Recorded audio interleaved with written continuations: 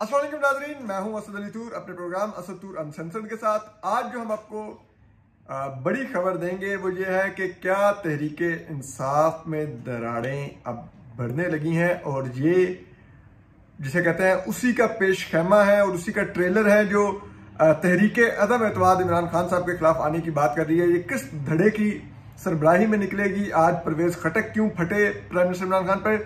गो के finance bill कामयाब हो गया, वो क्यों हुआ और क्या इसके पीछे मुहर्रकात थे, इस सब पर हम आपको बताएंगे। तो सबसे पहले तो हम आपको बताते हैं कि देखिए, एक बात याद रखिए, जो ये फाइनेंस बिल था, हम पहले ये बताते हैं क्यों पास हुआ। आज हुकूमत के 168 वोट थे, जबकि जो अपोजिशन है उसके 150 वोट थे आज कौमी असम्बली में, जब फाइनेंस बिल, ये सप्लीमेंट्री फाइनेंस बिल पेश हुआ जिसको मिनी बजट कहा जाता है। इसमें जो हुकूमत के 168 वोट क्यों थे, उसमें से 2 वोट हम आपको बता सकते हैं कि वो इसलिए एब्सेंट थे कि 2 वफाकी उज़रा शीरीन मज़ारी साहिबा और शफकत महमूद साहब, इनको कोरोना हो चुका है, इसलिए ये आज गैर हाजिर थे। लेकिन ये बिल तो पास होना ही था। उसकी वजह ये थी कि बड़ी सादा सी बात है, अब पाकिस्तानी रियासत एक ऐसे विशेष साइकिल में फंस गई है जिस हुकूमत ने इतनी बुरी तरह तबाह किया इकॉनमी को कि अब हम IMF की डिक्टेशन के बगैर नहीं रह सकते।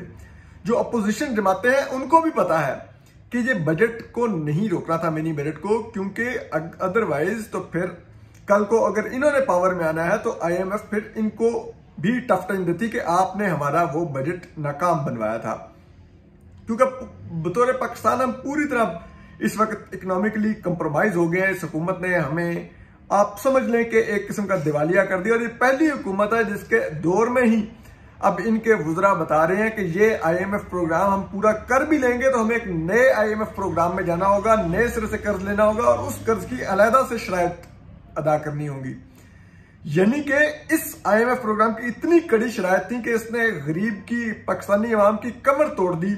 इदारों का बजट सब कुछ कट लग गए, डेवलपमेंट बजट पे कट लग गए, सब कुछ हो गया। उसके बावजूद ये हम इसलिए ऐसी कड़वी गोली खाते थे कि चले इससे निकलेंगे तो फिर हमें दोबारा IMF प्रोग्राम में जाना पड़ेगा। लेकिन ये हुकूमत हमें दोबारा IMF प्रोग्राम में लेके जाएगी। यानी कि मुश्किलात खत्म नहीं हो रही, मुश्किलात आगे जारी रहेंगी। अब हम आपको बताते हैं कि इसका यह नतीजा है कि इस वक्त जो PTI के लॉ मेकर्स हैं उनके ऊपर जो अवाम का प्रेशर है, जब वो अपने हलकों में जाते हैं तो जो गालियां वो खाते हैं अवाम से, उसका प्रेशर अब PTI के नर्व्स टूटने लगे हैं लोगों के, वो अब एक्सप्रेस करने लगे हैं। अब परवेज खटक साहब ने आज जो पार्लिमानी पार्टी का इजलास हुआ उसमें जो इमरान खान साहब से उनकी तलखी हुई, वो बड़ी देखने के और सुनने के लायक चीज रहा है। ये बताते हैं कि उन्होंने इमरान खान साहब को कहा कि आपको हमने वोट दे के इलेक्ट किया था, आपने इर्द गिर्द अपने अनइलेक्टेड लोग बिठा लिए हैं। उन्होंने गैस शॉर्ट कर दी है, उन्होंने महंगाई इतनी कर दी है, बिजली इतनी महंगी कर दी है, हम हलकों में जाते हैं गालियां पड़ती हैं कि किसको वोट देकर वज़ीर-ए-आज़म बना दिया। और अगर यही करना था तो फिर हम आपको किस लिए अगली दफा आप हमसे वोट की उम्मीद रखते हैं? तो कहते हैं इमरान खान साहब भी भड़क उठे, तो उन्होंने कहा कि नहीं, ये क्या तरीका है, आपको बात करने का नहीं पता, इससे बेहतर में चले। तो लोगों ने रोकना शुरू किया। तो फिर इमरान खान ने कहा नहीं, अगर इनको बहुत है कि मैं प्राइम मिनिस्टर ठीक नहीं तो किसी और को प्राइम मिनिस्टर ले, मैं छोड़ देता हूँ, अपोजिशन को हुकूमत दे देता हूँ। तो उसके ऊपर फिर बड़ा लोगों ने वो, फिर परवेज खटक साहब भी गुस्से में उठ के बाहर चले गए। फिर उनको मुराद सईद साहब मना के वापस लाए। तो फिर कहते हैं फिर परवेज खटक साहब ने फिर चढ़ाई की उनके ऊपर, हमाद अज़हर के ऊपर। उन्होंने कहा इसको गैस बहरान इसने पैदा किया है, इसको ये पेट्रोलियम और गैस के अमूर का पता ही नहीं, आपने इसको वजारत दे दीजिए, एनर्जी को समझता ही नहीं है। उस पर वो हमाद अज़हर साहब वो कहते हैं हो गए। और उसके बाद उन्होंने परवेज खटक साहब ने शौकत तरीन की तरफ भी तोपों का रुख किया और कहा कि ये जो आप लाए हैं इसने क्या बेहतरी किया, ये हमें मिनी बजट की तरफ ले आया और हमें, हमारा सब कुछ सत्यानाश हो गया और हमें इतनी महंगाई है, अपने हल्के में बाहर निकलने के काबिल, लोगों से सलाम लेने के काबिल नहीं है। तो ये बड़ी तल्ख कलामी हुई। अब ये परवेज खटक की हालत है, जो एक्स CM KP हैं और जो बड़े, अभी उन्होंने अपने भाई को, हालांकि अपने बेटे को जितवाया है बल्दियाती इंतखाब, लेकिन उसके बावजूद उनको पता है कि उनकी हालत बहुत पतली हो चुकी है, अगले इलेक्शन में जमानतें जब्त होंगी।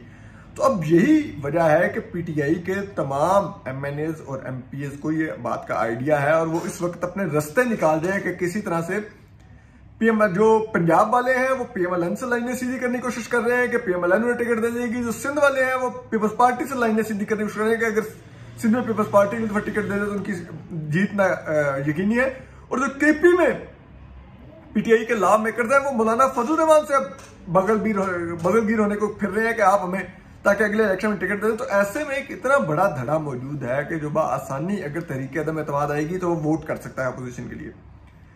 अब और ये अब जो बताया जा रहा है, जो हामिद मीर साहब ने बताया कि ये नूर आलम खान साहब की सरबराही में तकरीबन 22 लोग पीटीआई के ऐसे बागी हैं जो पर तोले बैठे हैं वोट करने के लिए।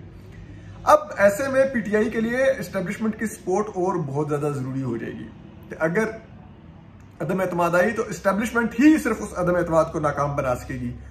तो ऐसे में जो पीटीआई का अब जो दिलचस्पी की बात है वो इन्हिसार एस्टेब्लिशमेंट पर बढ़ता जा रहा है, जबकि जो एस्टेब्लिशमेंट है वो भी इस टाइम मुख्तलिफ ऑप्शंस देख रही है। उसमें अब जो मैटर करेगी अल्टीमेटली डील, वो मैटर करेगी कि क्या अपोजिशन से एस्टेब्लिशमेंट की डील होती है, खुसूसन लंदन में बैठे हुए मियां नवाज शरीफ से। तो अगर वो डील कुछ ऐसी होती है जिसमें एस्टेब्लिशमेंट को फेस सेविंग मिलती है तो यकीनी तौर पे इमरान खान साहब तो एस्टेब्लिशमेंट के लिए अब इस वक्त ये वो आप कह सकते हैं कि अब जैसे बंदर के पांव जले तो वो कहते हैं बंदर का अपना बच्चा पांव के नीचे ले लेती है। तो अब इमरान खान साहब को वही वक्त आ गया है कि अब इनको ट्रक के नीचे दे दिया जाएगा। मतलब जिसे कहते हैं, मतलब फिजिकली नहीं, मतलब हम कह रहे हैं कि अब इनको छुटकारा पाने के लिए एस्टेब्लिशमेंट के आगे, एस्टेब्लिशमेंट जो है वो अपोजिशन के आगे फेंकेगी। और इमरान खान साहब की अब तक के इत्तेहादी जमातें, इमरान खान की अपनी पार्टी के बाद अहम लोग और अपोजिशन मिलकर बैठ के खा पी जाएगी। लेकिन ये तब ही होगा जब डील लॉक होगी और इसके लिए बड़ी तगोदो जारी है। उस दिन जरा ये बताते हैं कि मियां शहबाज शरीफ और नबी और बिलावल भुट्टो ने भी इकट्ठे होना था, जो इशाया दे रखा था रुहेल असगर साहब ने पार्लियामेंट लाजिज में। लेकिन हुआ ये कि कहते हैं कि मियां शहबाज शरीफ को ताकतवर लोगों की कॉल आ गई मुलाकात के लिए, यानी कि एस्टेब्लिशमेंट की।